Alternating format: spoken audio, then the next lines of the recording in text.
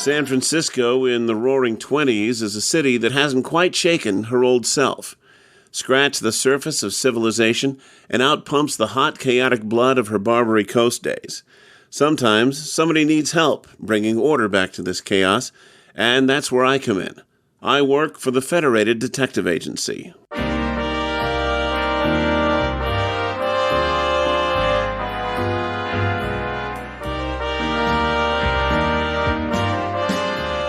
'63 Audio presents Adventures of the Federated Tec, created by Pete Lutz and Mark Slade, and dramatized from stories by Dashiell Hammett. This time, a print shop owner is killed, run down by a car, and some foreign money is found in his hand. My client sends me out to solve the case, but how much can I find out in 60 minutes? Tonight's story, 1 Hour, adapted for audio by Pete Lutz.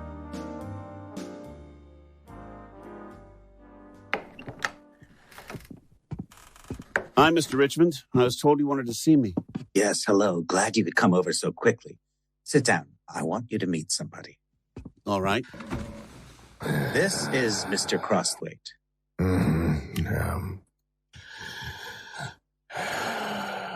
He was a big balloon of a man, this Crosthwaite, in a green-plaid suit that didn't make him look any smaller than he was.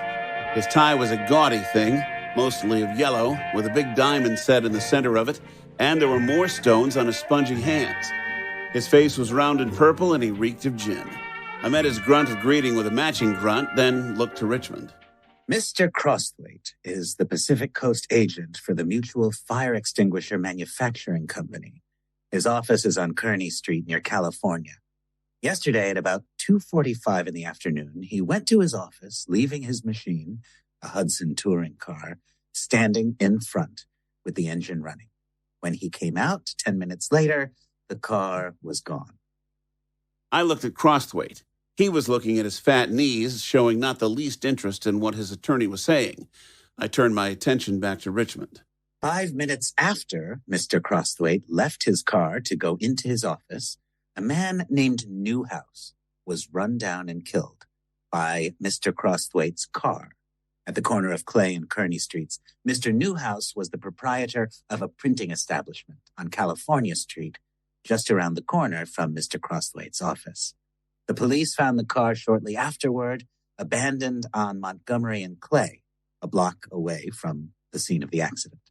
So let me guess. Someone stole the car immediately after the gentleman here left it, and in their haste ran down Mr. Newhouse, then in their fright abandoned the car. This is how we assume it happened, but here's Mr. Crosthwaite's position. 3 nights ago, while driving perhaps a little recklessly out Van Ness Avenue, Mr. Crosthwaite knocked a pedestrian down. The man wasn't badly hurt, and he is being compensated generously for his injuries. But we are to appear in court next Monday to face a charge of reckless driving. And I'm afraid that this accident of yesterday, in which the printer was killed, may hurt us. Does anyone think that Mr. Crosthwaite was in his car when it killed the printer? No. We have a world of evidence that he wasn't. But I'm afraid that the printer's death may be made a weapon against us when we appear on the Van Ness Avenue charge. The worst that can happen, of course, is that instead of the usual fine, Mr. Crosthwaite will be sent to the city jail for 30 or 60 days. That is bad enough, however, and that is what we wish to... Damn nuisance. That is what we wish to avoid. We're willing to pay a stiff fine, and expect to, for the accident on Van Ness was clearly Mr. Crosthwaite's fault. But we... Drunk as a lord. But we don't want to have this other accident, with which he had nothing to do, given a false weight in connection with the slighter accident. What we want, then, is to find the man or men who stole the car and ran down John Newhouse. If they are apprehended before we go to court, we won't be in danger of suffering for their act. Think you can find them before Monday? I'll try, though it isn't really...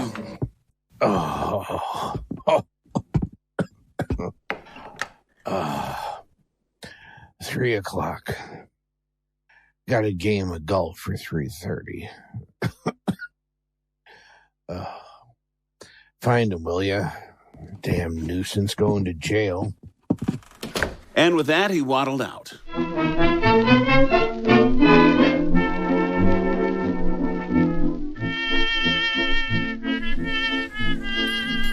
From the attorney's office, I went down to the Hall of Justice and, after hunting around a few minutes, found the patrolman who'd arrived at the corner of Clay and Kearney Streets a few seconds after Newhouse had been knocked down. He was a big, sandy-haired Irishman named Coffee. I was just leaving the hall when I seen a bus scoot around the corner at Clay. Then I seen people gathering round, so I went up there and I found this Newhouse feller stretched out. He was already dead. How many people saw him get hit? Oh, half a dozen easy. One of 'em got the license number of the car that done it.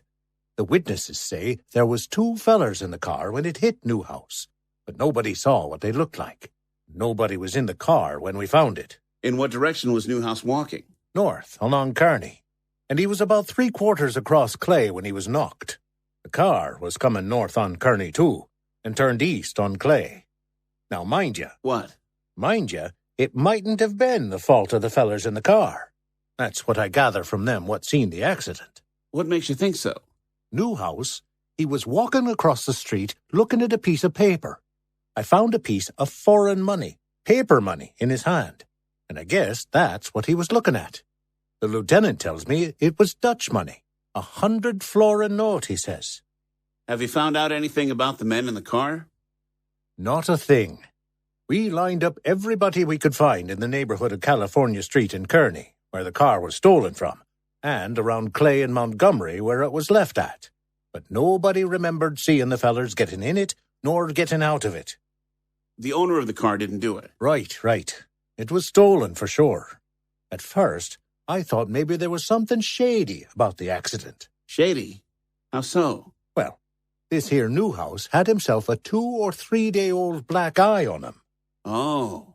Yeah, but we run that out and found that he'd had an attack of heart trouble or something a few days ago and fell, fetching his eye up against a chair. He'd been home sick for 3 days. Just left his house half an hour or so before the accident. Where'd he live? Way out Sacramento Street. I got his address here somewhere. Yeah, here it is. I can give you the dead man's house number, plus the names and addresses of the witnesses I questioned. 99% of detective work is the patient collecting of details. And your details must be got as nearly firsthand as possible, regardless of who's worked the territory before you.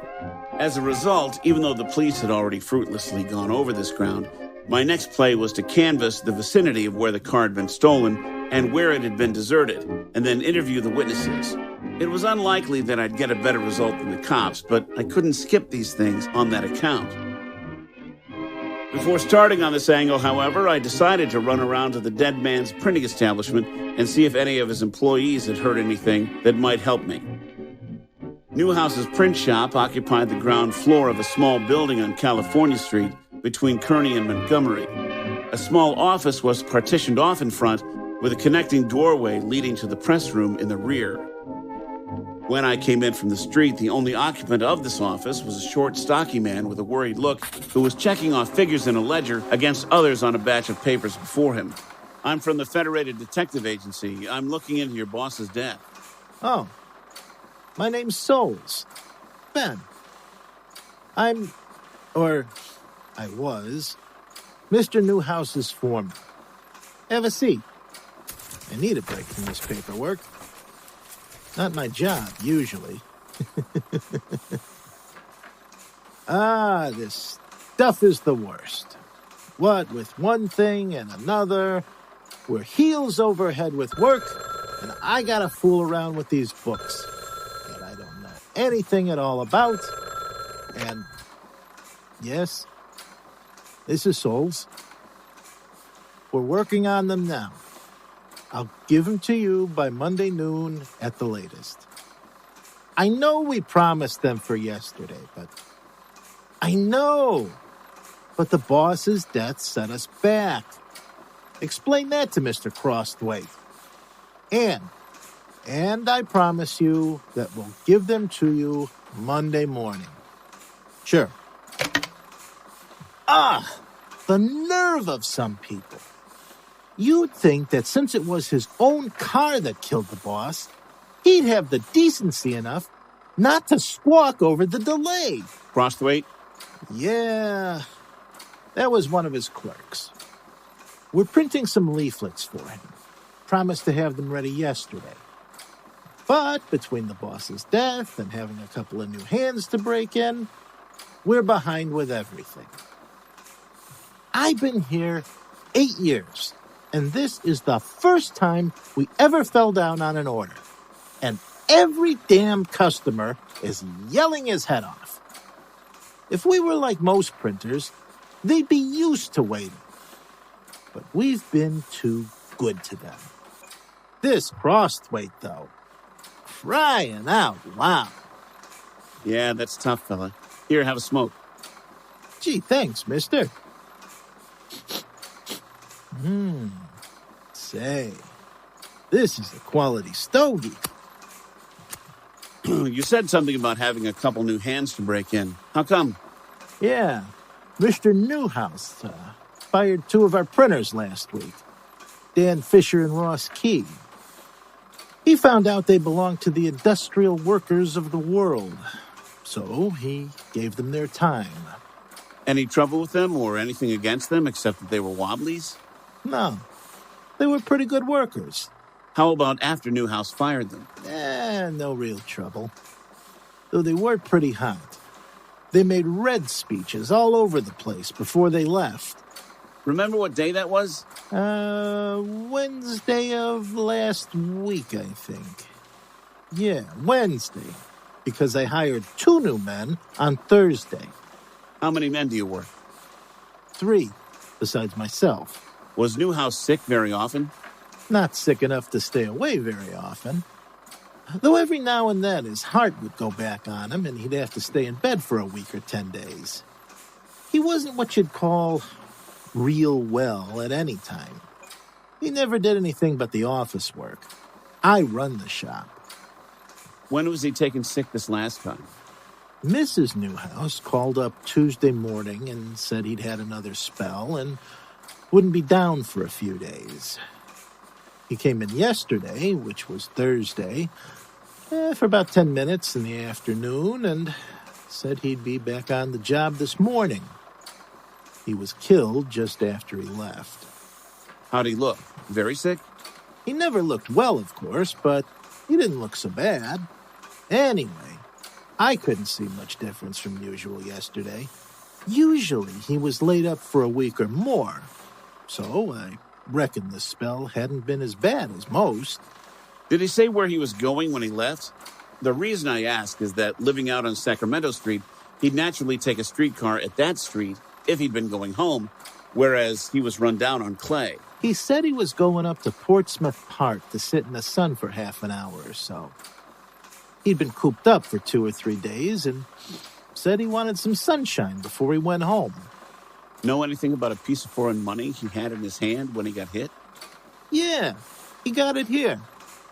A customer named Van Pelt, a Dutchman, came in to pay for some work yesterday while the boss was here. When Van Pelt pulled out his wallet to pay his bill, this piece of Holland money, I don't know what you call it, was in among the American dollars. 100 florins. Yeah, that's it. Florins. Van Pelt said it was worth about $8. Anyway, the boss took it and gave Van Pelt his change. Said he wanted to show this Holland money to his boys, and he could have it changed back into American money later. Who's this Van Pelt? A Dutchman, like I said.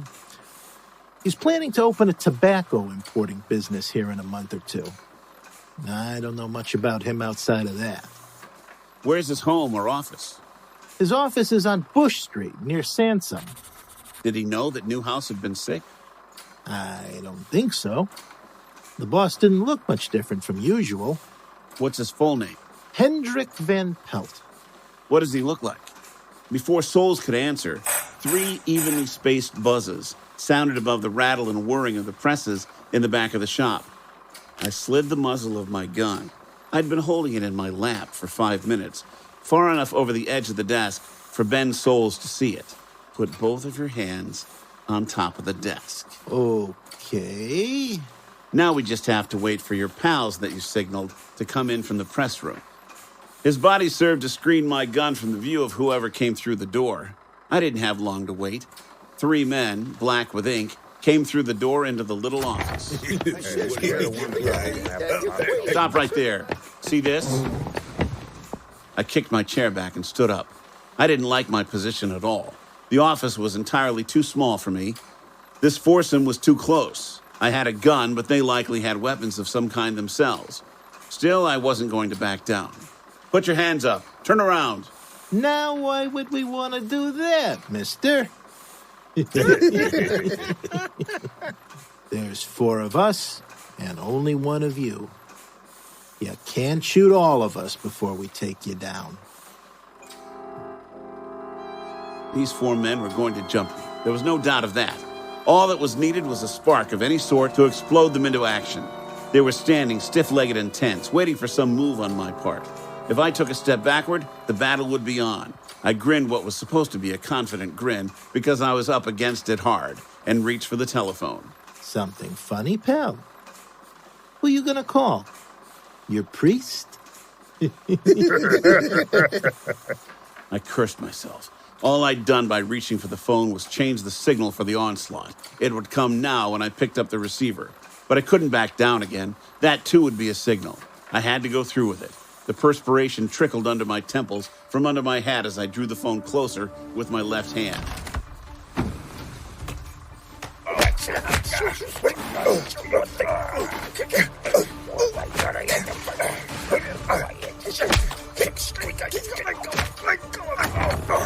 Oh, mein Hut! Whoever you are, quick! The phone! The police! With the arrival of this unknown person behind me, one of Newhouse's customers probably, I figured I had the edge again. Even if he took no active part beyond calling the police in, the enemy would have to split up to take care of him, and that would give me a chance to pot at least 2 of them before I was knocked over. 2 out of 4. Each of them had an even chance of being dropped, which is enough to give even a nervy man cause for thinking a bit before he jumps. Hurry, do something! Ja. Keyed up as I was, I didn't need any more warning than that. I threw myself sidewise, a blind tumbling away from the spot where I stood, but I wasn't quite quick enough. The blow that came from behind didn't hit me fairly, but I got enough of it to fold up my legs as if the knees were hinged with paper, and I slammed into a heap on the floor. Something dark crashed toward me. I caught it with both hands. It may have been a foot kicking at my face. I wrung it as a washerwoman wrings a towel. For the next few minutes, I was on the floor and on my feet again, more times than I can count. I took punches at every part of my frame and gave as good as I got to all 5 of them. I was fighting against unconsciousness constantly. Everything was nearly black. I'd lost my gun at some point in the melee, but it must have slid under the desk because nobody else picked it up. Ceaselessly, head and shoulders and elbows and fists and knees and feet, I struck at the shadows that were around me. My leg suddenly felt a burning sensation running down it, but it wasn't a burn, it was a knife. The sting of it brought consciousness back into me with a rush. My straining gaze rested on a brass cuspidor. I grabbed it and used it to club away to my feet, then to club a clear space in front of me. As the men hurled themselves upon me, I swung the cuspidor high and flung it over their heads through the frosted glass door into California Street. Then, Let's go. we fought some more. But you can't throw a brass cuspidor through a glass door into California Street between Montgomery and Kearny without attracting attention. It's too near the heart of daytime San Francisco. So presently, when I was on the floor again with 600 or 800 pounds of flesh hammering my face into the boards, we were pulled apart, and I was dug out of the bottom of the pile by a squad of policemen. Big, sandy-haired Coffee was one of them, but it took a lot of arguing to convince him that I was the Federated operative who talked to him a little while ago. Man, them lads, sure by God, they worked you over. You got a face on you like a wet uranium. It's not funny. Oh, wait. I can only see out of one eye. Yep. There they are. You got all 5 of them, I see. True enough, man. Now, what's the answer? This is the crowd that ran down Newhouse, and it wasn't an accident. I wouldn't mind having a few more of the details myself, but I was jumped before I got all of my questions answered. Remember Newhouse had a 100-florin note in his hand when he was run down? Sure. I'm the one told you about it. Well, he was walking in the direction of police headquarters. This shop was only half a block away from the Hall of Justice. Remember that. All righty. Souls tells me that Newhouse said he was going up to Portsmouth Square to sit in the sun. But Souls didn't seem to know that Newhouse was wearing a black eye, the one you told me you'd investigated. If Souls didn't see the shiner, then it's a good bet that he didn't see Newhouse's face that day. His spells of heart trouble usually kept him away from work for a week to 10 days at a time. This time, he was laid up for only 2.5 days. When I came into the shop, Souls told me that the shop was 3 days behind with its orders and that it's the first time in 8 years that they've ever been behind. He blames Newhouse's death, but that happened only yesterday. The man's illness hadn't delayed things before. Why should they this time? 2 printers were fired last week, and 2 new ones were hired the next day. Pretty quick work. The car that ran down Newhouse was taken from just around the corner and was deserted within quick walking distance of the shop. I saw in your report that the car was left facing north. Well, that tells me the occupants went south after they got out. That's right, sir. Ordinary car thieves wouldn't have circled back in the direction from which they came. No. Tell me about this Dutchman, Van Pelt. While I'm lying on my back in bed, recuperating from my injuries, Officer Coffey came to see me. He said, You'll never guess what we found in Van Pelt's office. A great bale of counterfeit 100-florin notes. Turns out this Dutchman has a reputation in Europe as a high-class counterfeiter. So Van Pelt had these plates for phony Dutch money, and he hunted around until he found a printer who'd go in with him. Souls was his man, and one of the printers in the shop was willing to go in with him. Maybe the other 2 turned the offer down, or maybe Souls didn't even ask them. Anyhow, they were discharged, and 2 friends of his took their places. So these men got everything ready, and they only had to wait until Mr. Newhouse became ill again. Yes, and it did Monday night. As soon as his wife called up next morning and said he was sick, these birds started running off their counterfeits.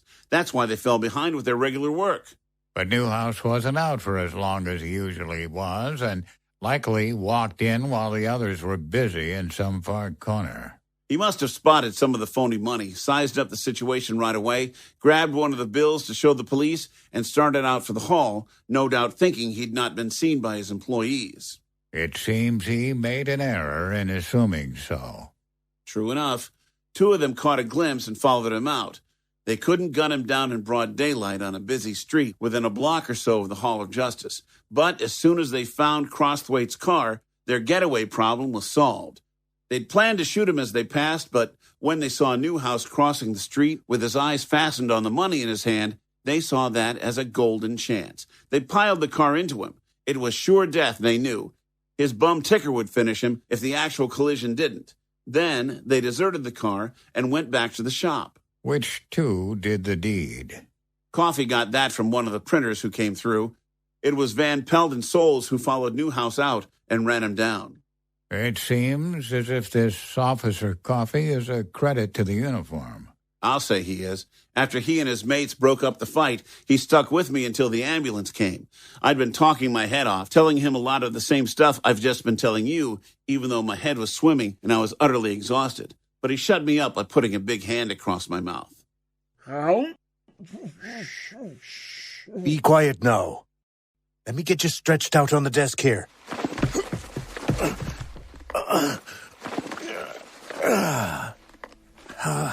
I'll have an ambulance here in a second for you. The office was swirling around in front of my one open eye. The ceiling swung down toward me, rose again, disappeared, came back in odd shapes. I turned my head to one side to avoid it, and my glance rested upon the white dial of a spinning clock. Presently, the dial came to rest, and I read it. 4 o'clock. I remembered that Crosthwaite had broken up our conference in Vance Richmond's office at 3, and I'd started to work. What? What is it, man? 1 full hour. 1 full hour.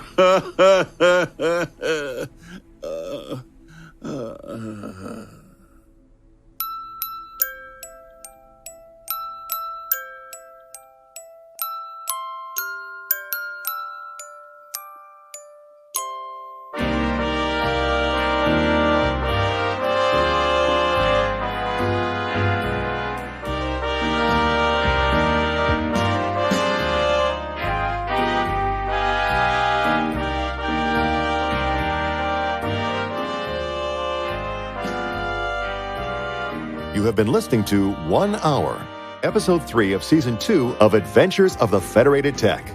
Our cast consisted of the following players: Pete Lutz as the Tech, Noah Diamond as Richmond, Paul Arbisi as Crosthwaite, Jeff Moon as Coffee, Mark Kalita as Souls, and Joe Stofko as the Old Man, with additional voices by John Bell. The theme and some incidental music was composed and performed by Dr. Ross Bernhardt. 1 Hour was written by Dashiell Hammett and was published in the April 1st, 1924 issue of Black Mask magazine. Mixing and mastering were performed by Daniel French of Fishbonia Sound Design. This program was adapted by and produced under the supervision of Pete Lutz. This is Darren Rockhold speaking.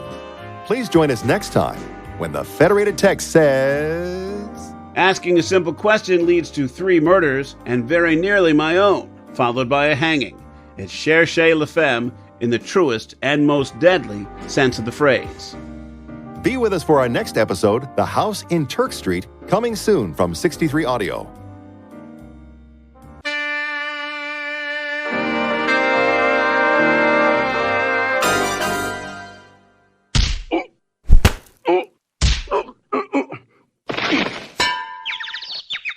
Yeah, 63 Audio.